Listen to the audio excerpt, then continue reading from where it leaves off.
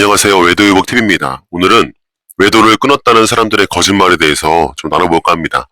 외도라는 거, 정말 끊었다고 말하는 사람들이 정말 많습니다. 이제 상담을 하다 보면 가해자든 피해자든 이 말을 한 번도 안 들어본 분은 거의 없을 거예요.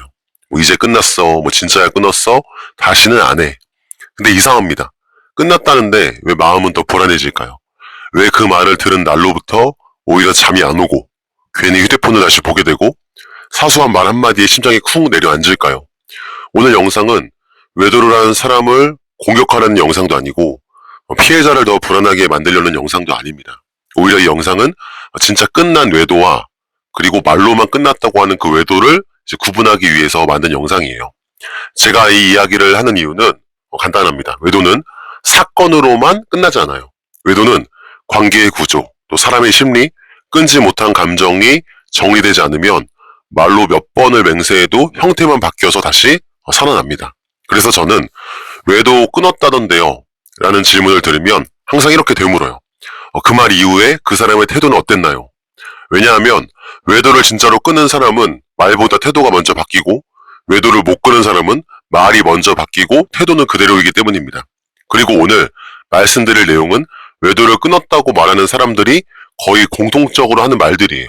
자, 이 말들은 겉으로 보면 반성처럼 들리고 다짐처럼 들리고 진심처럼 들립니다. 하지만 자세히 보면 이 말들은 상대를 안심시키기 위해 한 말인지 관계를 회복하기 위한 말은 아닌 경우가 많습니다.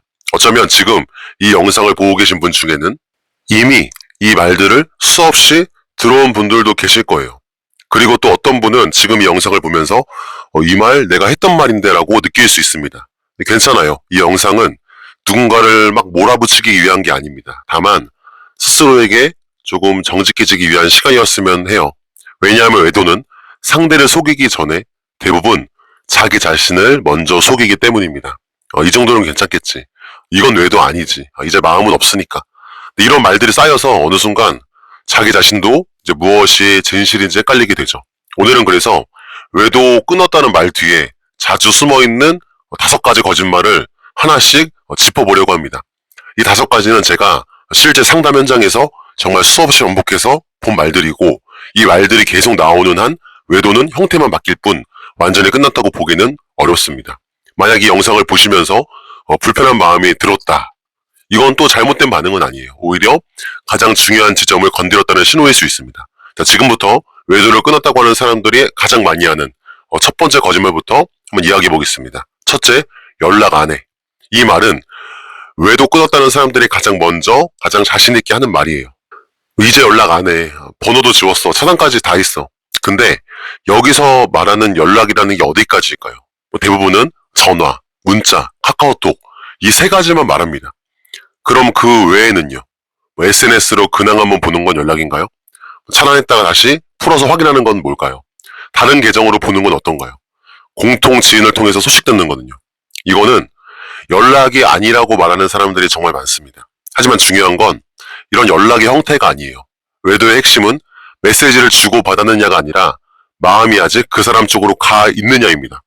연락을 안 한다고 말하면서도 머릿속에서는 하루에도 몇 번씩 그 사람을 떠올리고 지금 뭐 하고 있을지 상상하고 괜히 근처 장소만 지나가도 심장이 먼저 반응해요. 이 상태는 외도를 끄는 게 아니라 사실 외도를 참는 상태죠. 참는 외도는 언젠간 반드시 터질 확률이 높아요. 왜냐하면 참는 동안에도 마음은 계속 그쪽으로 가 있기 때문입니다. 그리고 이 단계에서 가해자가 가장 많이 하는 말이 있어요. 연락 안 하는데 왜 아직도 못 믿어? 이 말이 나오면 이미 한 가지는 분명한 거예요. 상대의 불안에 집중하고 있지 않다는 거. 진짜로 끊은 사람은 연락 안 해라고 말하지 않습니다. 대신 이렇게 말해요. 불안할 수 있다는 거 알아. 확인해도 괜찮아. 보여줄까? 시간이 필요하다는 거 이해해. 연락을 안 했다는 사실이 아니라 상대가 느끼는 불안을 먼저 봐요. 반대로 연락 안 한다니까 왜 그래 라는 말은 이런 뜻에 가깝습니다. 나는 이 문제에서 빨리 벗어나고 싶은데 넌 왜 아직도 거기에 있어? 즉, 외도의 끝을 가해자가 정하려는 순간이에요. 그리고 하나 더 중요한 포인트가 있는데 연락을 진짜로 끊은 사람은요. 일단 폰을 절대 숨기지 않습니다. 화면도 엎어두지 않아요. 그리고 질문을 피하지 않습니다. 왜냐하면 숨길 게 없기 때문이에요. 하지만 아직 정리가 안 된 사람은요. 연락을 안 했다는 말과 함께 행동은 더 조심스러워져요. 핸드폰을 더 예민하게 관리한다든지 괜히 짜증이 늘고 사소한 질문에도 방어적으로 반응합니다. 이건 단순한 성격 문제가 아니에요. 마음이 아직 완전히 돌아가지 않았다는 신호죠. 그래서 저는 항상 이렇게 말해요. 외도를 끊었는지 보려면 연락 여부를 보지 말고 태도를 보셔야 합니다. 연락은 끊었는데 마음은 아직 그쪽에 가 있다면 그 외도는 끝난 게 아니라 잠시 멈춰있는 상태일 뿐이에요. 두 번째, 이제 아무 감정 없어. 자, 이 말은 외도 끊었다는 사람들이 가장 빨리 가장 단호하게 하는 거예요. 이젠 진짜 아무 감정 없어. 뭐 그 사람 생각이 안 나. 정리 다 됐어. 자, 듣는 사람 입장에서는 이 말이 제일 듣고 싶기도 하고 그래서 제일 믿고 싶기도 합니다. 근데 정말 감정이 끝났다면 이 말이 이렇게 자주 나올까요? 진짜 감정이 끝난 사람은 굳이 감정을 설명하지 않아요. 강조하지도 않습니다. 확인받으려 하지도 않아요. 왜냐하면 끝난 감정은 증명할 필요가 없기 때문이에요.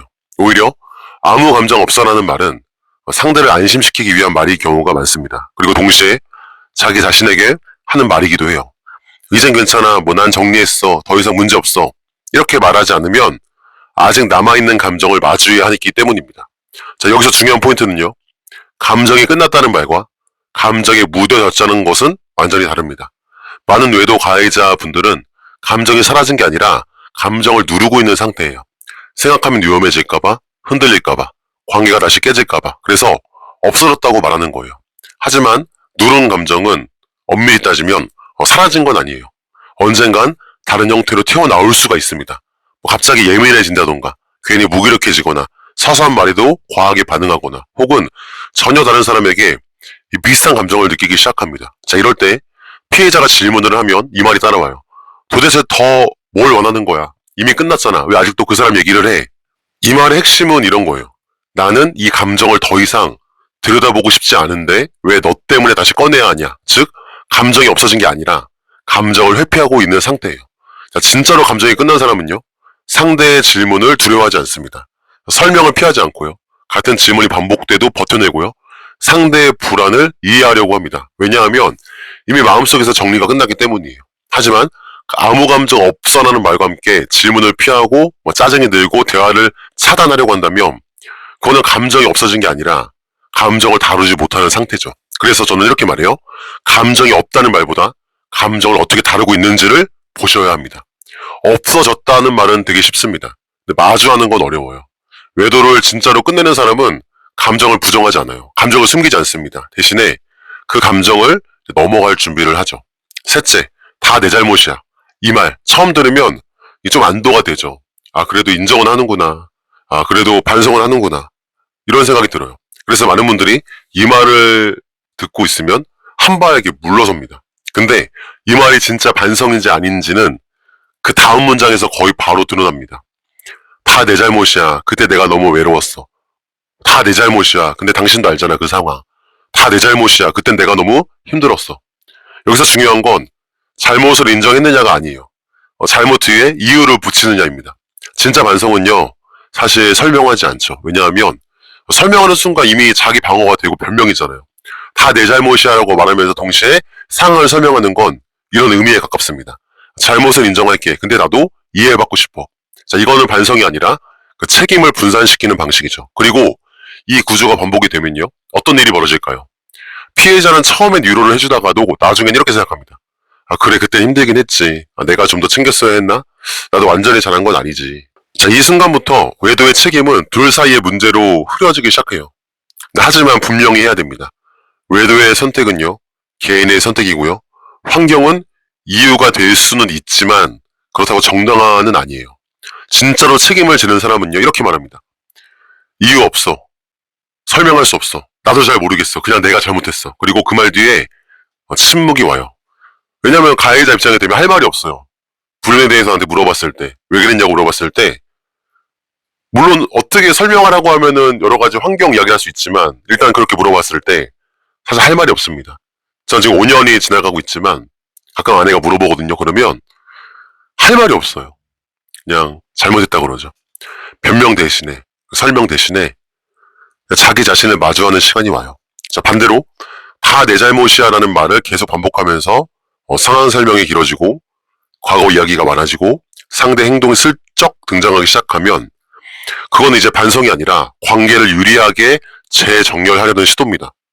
또 하나 중요한 신호가 있다면 진짜 반성은요, 상대가 말을 꺼낼 때마다 같은 자세로 다시 듣습니다. 근데 가짜 반성은요, 이 말이 따라와요. 내가 몇 번을 사과했는데 또 그러냐? 아직도 그 얘기를 또 해야 되냐? 이 정도면 충분하지 않아? 이건 이런 뜻이에요. 나는 이미 할 만큼 했으니까 이제 이 이야기는 끝내자. 즉, 사과를 회복의 시작이 아니라 면죄부로 쓰는 거죠. 그래서 저는 상담 중에 이렇게 말합니다. 사과의 진심은 말의 깊이가 아니라 같은 질문을 다시 들을 수 있는 태도에서 드러난다. 다 내 잘못이야라는 말이 당신을 조금이라도 헷갈리게 만들었다면 그건 당신이 예민해서가 아니라 그 말이 애매하게 서열게된 말이었기 때문이에요. 자, 넷째, 다시는 안 해, 맹세할게. 자, 이 말도 외도 들켰을 때 거의 자동으로 나오죠. 다시는 안 할게. 맹세할게. 이번이 마지막이야. 이 말을 하는 순간에 사실 그 순간은 가해자가 진심일 수 있어요. 저도 그거 알거든요. 근데 문제는 진심이냐 아니냐가 아닙니다. 외도는 의지의 문제가 아니기 때문이에요. 자, 많은 사람들이 외도를 이렇게 생각합니다. 마음이 약해서, 결심이 부족해서, 도덕성이 부족해서, 그래서 다시는 안 하겠다는 결심으로 해결하려고 합니다. 하지만 실제 외도는 대부분 이런 구조에서 반복돼요. 끊어야 할 사람과 여전히 연결되어 있고, 경계가 없는 상황이 계속 열려 있고, 외로움이나 인정 욕구를 다루지 못한 채 일상으로 돌아가는 경우. 자, 이 상태에서의 맹세는요, 이런 말과 거의 같아요. 다음엔 더 조심할게. 자, 외도를 끊은 사람은요, 맹세를 늘리지 않습니다. 대신 구조를 바꾸는데요. 연락처를 지우는 걸 끝내지 않고 만날 수 있는 환경을 자체를 차단시켜버립니다. 물리적으로. 그리고 반복될 수 있는 동선을 정리하고요. 주변 관계까지 싹 정리합니다. 즉, 의지를 증명하려 하지 않고 환경을 통제하죠. 하지만 맹세할게라는 말이 반복될수록 오히려 위험 신호예요. 왜냐하면 구조는 그대로인데 결심만 계속 새로 하기 때문입니다. 그리고 이 말 뒤에는 자주 이런 말이 따라와요. 뭐 이번에 진짜야, 뭐 지난번이랑 달라, 이젠 정말 정신 차렸어. 하지만 구조가 달라지지 않았다면 결과도 달라지지가 않겠죠. 또 하나 중요한 포인트가 있어요. 진짜로 끊은 사람은요, 맹세의 대상이 상대가 아닙니다. 당신에게 약속하기 전에 자기 자신에게 먼저 선을 긋고 그 선을 지키기 위한 장치를 만들죠. 반대로 상대를 향한 맹세만 반복되는 경우는 이런 의미일 수 있어요. 지금 이 위기만 넘기고 싶다. 그래서 이렇게 말해요. 저는 다시는 아니라는 말보다 무엇을 끊었는지, 무엇을 바꿨는지를 보셔야 된다는 거예요. 맹세는 너무 쉽습니다. 말로만 하면 되니까요. 근데 구조를 바꾸는 거는 어렵죠. 외도를 진짜로 끝내는 사람은 의지로 버티지 않습니다. 다시 흔들 수 없게 상황을 만들어 놓죠. 자, 마지막 다섯째. 왜 아직도 그 얘기를 해? 자, 이 말이 나오는 순간 외도는 끝난 게 아닐 가능성이 가장 큽니다. 매우 높아요.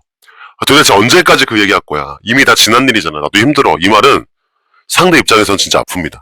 왜냐하면 사실 피해자가 이 이야기를 꺼내는 이유는 싸우고 싶어서가 아니거든요. 그냥 안전해지고 싶어서이기 때문이에요. 좀 불안하니까요. 근데 이 말은 그 안전을 끊어버립니다. 나는 이제 이 문제에서 벗어나고 싶은데 왜 넌 아직도 거기에 머물러 있냐? 즉, 회복의 속도를 가해자가 또 정하려는 순간이에요. 진짜로 외도를 끝낸 사람은요, 이 말을 하지 않아요. 대신 이렇게 말합니다. 그 얘기 나오는 거 이해한다. 아직도 불안한 게 당연하고 몇 번을 물어봐도 괜찮아. 이런 태도를 가지고 있어요. 왜냐하면 이 자신이 만든 상처가 한 번의 사과로 사라지지 않는다는 걸 알기 때문이에요. 내가 누군가를 죽였어요. 죽인 사람의 가족들한테 한 번 사과하면 끝날까요? 아니죠. 죽을 때까지 미안한 마음이 있겠죠. 그래서 그 사람들이 나한테 뭐라고 해도 들을 태도가 돼 있습니다. 각오가 돼 있고요. 반대로 왜 아직도 그 얘기를 해라는 말은 이런 의미를 담고 있는 거예요. 더 이상 이 문제를 들여다보고 싶지 않고 불편한 감정을 마주하기 싫고 빨리 일상으로 돌아가면 좋겠다고 싶은 그 마음. 하지만 회복은요, 불편함을 건너뛰어 오지 않아요. 이 말을 반복하는 관계에서 피해자는 점점 말을 줄입니다. 질문을 참게 되고 의심을 혼자 삼키게 되고 결국 이렇게 생각해요. 내가 예민한 건가? 그만 꺼내야 하나? 이때부터는 관계는 겉으로는 평온해 보이는데 제 안에서는 서서히 이제 멀어지는 거예요. 진짜로 외도를 끊는 사람은요, 상대가 질문할 때 불편해하지 않습니다. 미안해하죠. 왜냐하면 그 질문이 회복을 위한 과정이라는 걸 알기 때문이에요. 그래서 아무리 아프지만 참는 거죠. 그래서 저는 이렇게 정의하고 싶어요. 외도를 끊었다는 말의 진짜 기준은 더 이상 그 얘기를 하지 말라고 요구하는 것이 아니라 그 이야기를 다시 꺼낼 수 있게 허용하는 지입니다. 만약 지금 이 말이 너무 아프게 들린다면 그건 사실 당신이 약해서가 아니에요. 아직 회복이 끝나지 않았다는 아주 정상적인 신호일 수 있죠. 외도를 끊었다는 말, 사실 그 말 자체가 문제는 아닙니다. 문제는 그 말 이후에 아무것도 바뀌지 않는 경우죠. 연락은 끊었다고 하는데 태도는 그대로고, 감정은 없다고 하는데 질문은 피하고, 잘못했다고 말하는데 책임은 흐려지고, 맹세는 늘어나는데 구조는 그대로고, 이제 그만하자고 말하는 순간 회복의 문은 닫혀버리죠. 외도는 말로 끝낼 수 있는 일이 아니죠. 너무나도 복잡하고 어렵고 힘든 일입니다. 왜냐하면 외도는 한 번의 선택이 아니라 오랜 시간 쌓인 그 경계의 붕괴이기 때문이에요. 그래서 회복은 이제 끝났다는 선언이 아니라 지금부터 다르게 살겠다는 그 지속적인 태도에서 시작이 돼요. 그리고 이 부분에서 피해자분들께 제가 꼭 한 가지 분명히 말씀드리고 싶어요. 지금도 마음이 불안하고 이미 끝났다는 말을 들었는데도 계속 확인하고 싶어지고 같은 질문을 반복하고 있다면 그건 당신이 집착해서가 아니고 예민해서가 아니에요. 그냥 아직 안전하지 않기 때문이에요. 사람은 안전하다고 느낄 때 질문을 멈춥니다. 의심이 사라지는 게 아니라 의심할 필요가 없어질 때 멈추는 거예요. 그러니까 왜 아직도 그 얘기를 해? 라는 말을 스스로에게 하지 마세요. 그 말은 당신을 몰아붙이기 위해 쓰일 말이 아니라 상대를 돌아보게 하기 위해서 던져야 될 말이에요. 그리고 가해자분들께도 이렇게 이야기하고 싶어요. 만약 이 영상을 보면서 불편함이 느껴졌다면 그건 공격받고 있어서가 아니에요. 아직 건너야 할 지점이 남아있기 때문입니다. 외도를 끊는다는 건 상대가 조용해질 때까지 버티는 게 아니라 상대가 다시 묻지 않아도 될 만큼 꾸준히 보여주는 과정이에요. 질문을 허용하고 불안을 이해해주고 시간을 요구하지 않고 회복의 속도를 내가 아니라 상대에게 맡기는 거죠. 이게 진짜 끊은 사람의 모습이에요. 외도는 끊었다고 말할 수 있는 사람이 아니라 끊어냈다는 걸 증명하지 않아도 되는 사람이 진짜 끊는 사람입니다.